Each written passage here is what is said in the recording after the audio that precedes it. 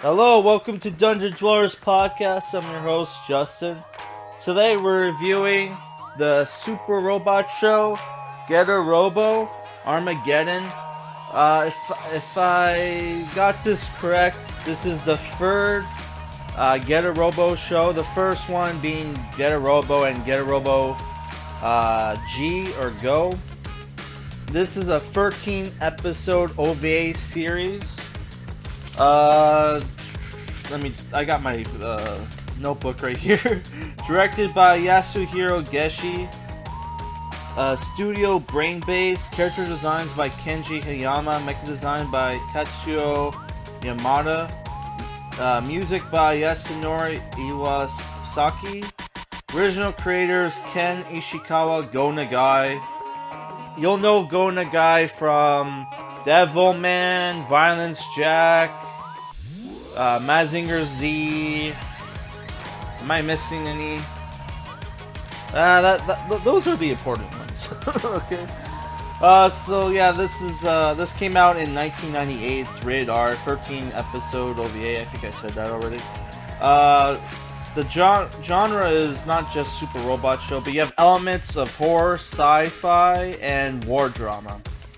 So what the show is about is basically it takes place after the events of the last two Get a Robo shows. Ryoma, the pilot of Getter 1, and if you don't know how Get a Robo is, Get a Robo is a super robot that consists of 3 jets that will combine together to form 3 different robots, depending on the which robot goes on top of each other. Sorry, which jet goes on top of each other. So like the pilots are for Getter 1 is Ryoma, Getter 2 is Hayato, and Getter 3 Benkei, right? So Ryoma gets framed for the murder of Dr. Saname, the creator of Get a Robo and the Getter Rays. There was something where like the people on Earth turned against Dr. Saname and the Get a Robo team. There was like a war on the moon where where the armies of Earth created this super robot army to fight the invaders, which are this race of shape-shifting aliens, kind of like the Thing, and they can possess people and take over their minds. So what happens is Dr. Sadame comes back, and he created this new giant robot called Shin Dragon, and is going to enact some kind of plan. They release Ryoma for prison, and he gets the pilot Getter 1. You also have Benkei is also around, who has his own Getter Robo, because there's like multiple copies of Getter Robo. He has his own Getter 3, and Hayato's around. Ryoma goes to fight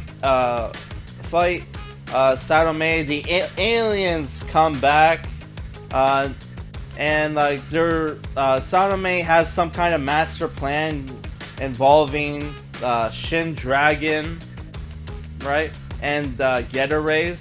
He created like this new Getter Robo called Getter Robo, Shin Getter Robo, or New Getter Robo, which is the alternate names for this Mecha series is Shin Getter Robo or New Getter Robo.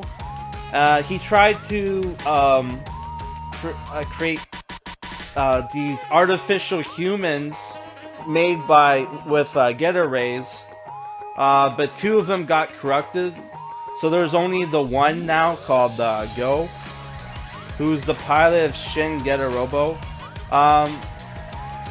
So Japan gets nuked, and some of our characters disappear. So what happens? There's like a 13 year time skip where Benkei and Benkei has this team, and he also has this girl that he adopted named Kei, who later turns out to be Genki, Sanome's daughter, who for years he told people he had his daughter masquerade as a boy to protect her, right? Yeah. Sorry, I just need to take a break for a second. Hayato is now in command of the super robot army.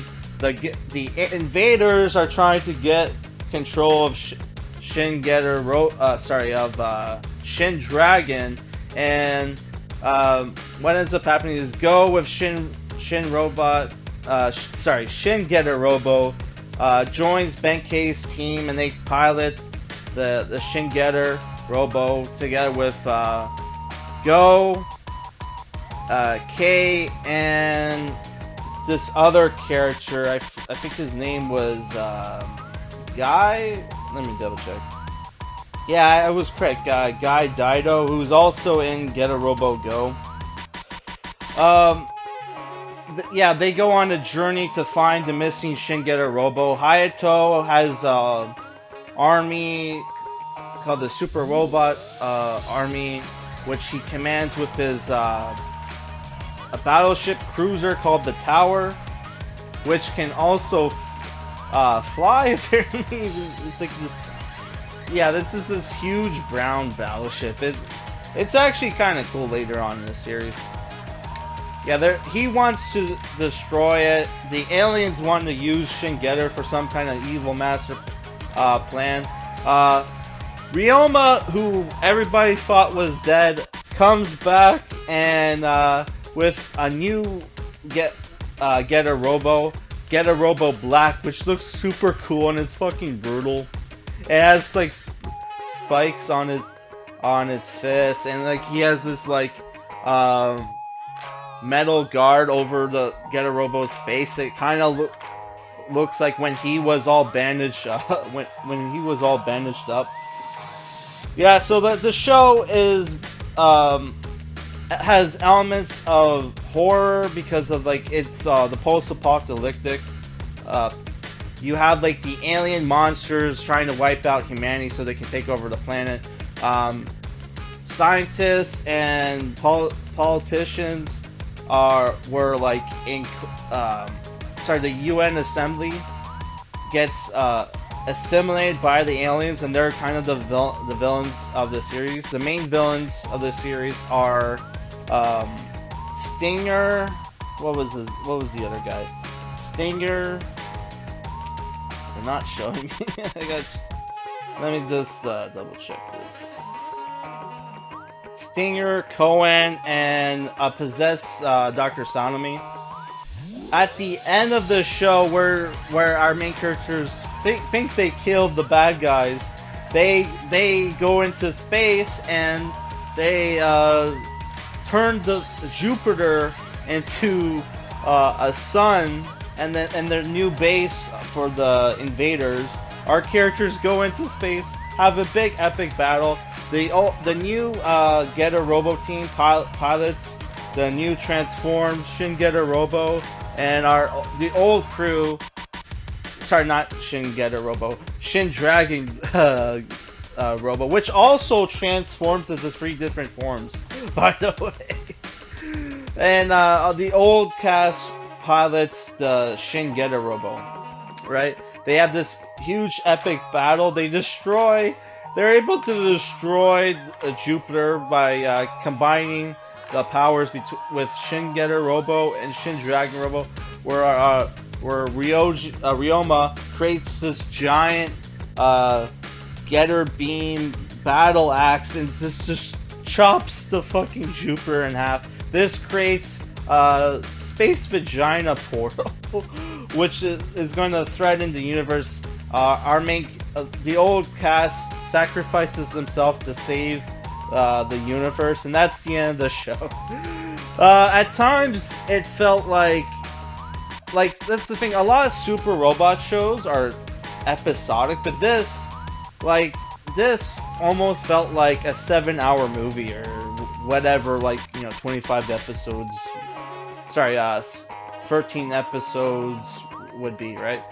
Um, you have a lot of. I'll just go into pros and cons. You got great mecha design, cool character designs, over the top voice acting, which some people might love, some people might hate.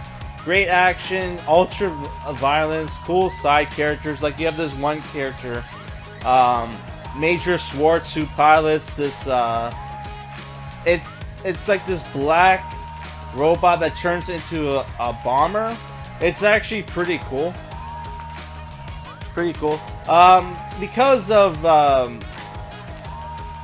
Dr. Sanmei's Shin Dragon did this thing where he tried to change the Earth's environment with Geta rays. It created like this new monsters that destroyed destroyed the environment and shit, like destroyed cities and stuff, and like because of that, this character and not other non-Japanese people hate the Japanese because of that. And like there's like a scene where like he threatens to shoot and kill the Getter team. He's like, I promise on the graves of my dead children to avenge them. It's like besides the fact that he chickens out, like he is a pretty Major Schwartz is a pretty cool character, and he actually it doesn't happen a lot. You don't see it a lot where like in super robot shows where like a side character, side mech gets kick ass and like actually do something useful. Usually it's only the main robot that actually gets shit done. Right? So that was cool. You got multiple locations. Like it doesn't just take place in Japan.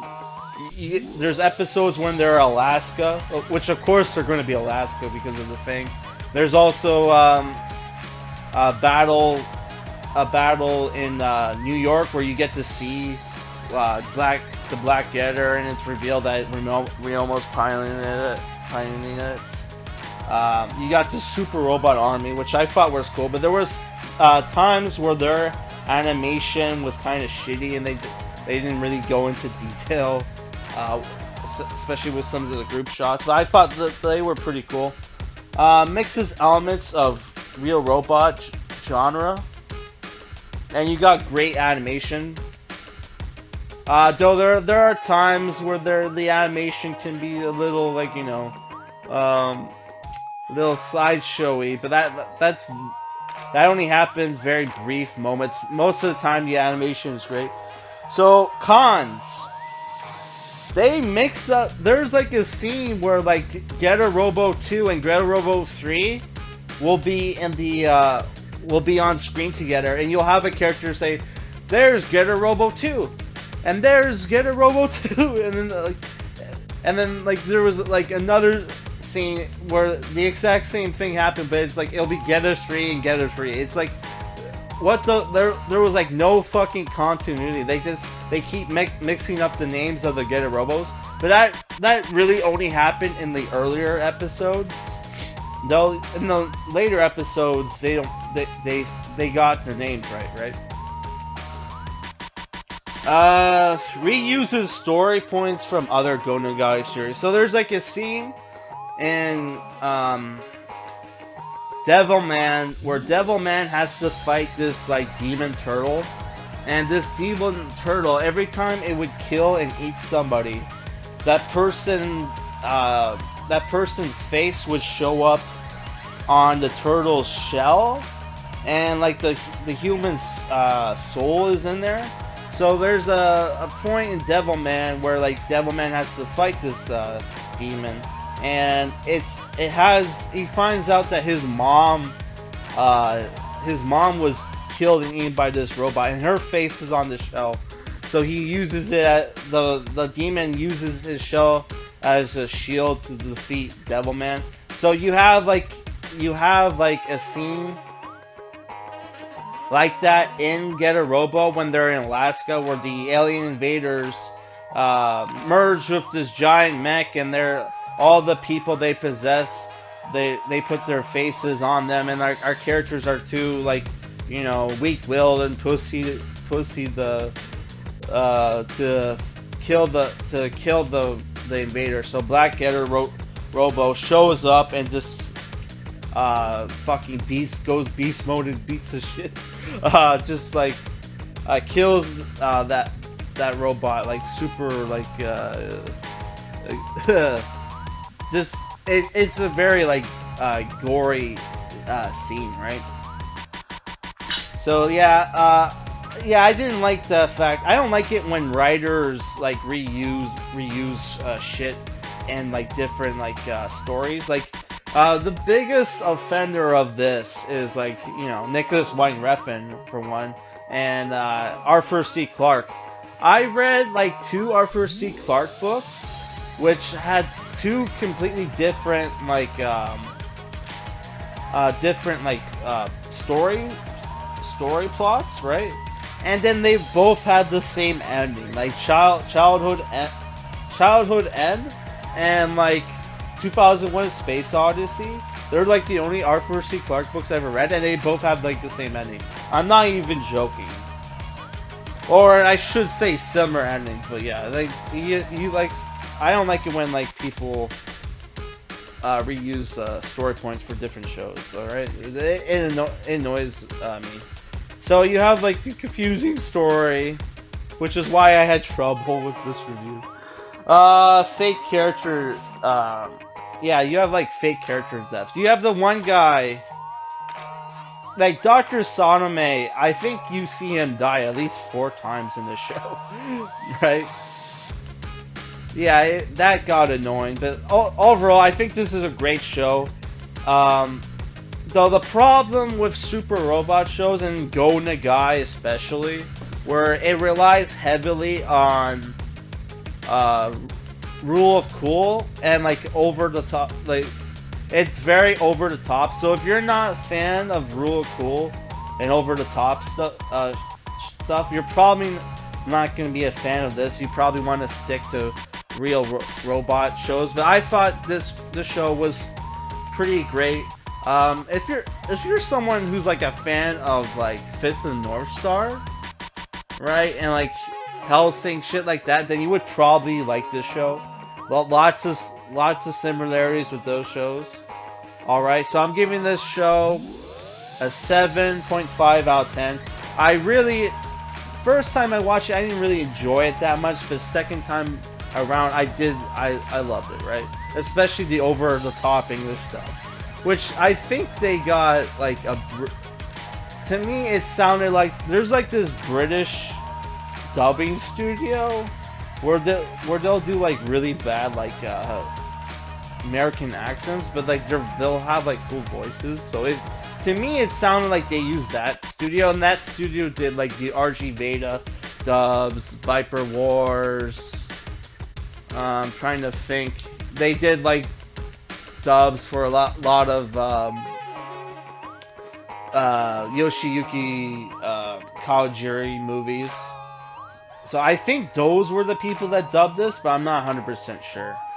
Yeah, so that's the end of this review. My next review is going to be Vanguard Ace.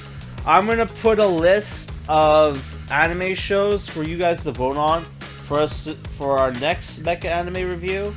But if nobody votes on anything, I'm just going to pick out names from a hat. Alright? Alright.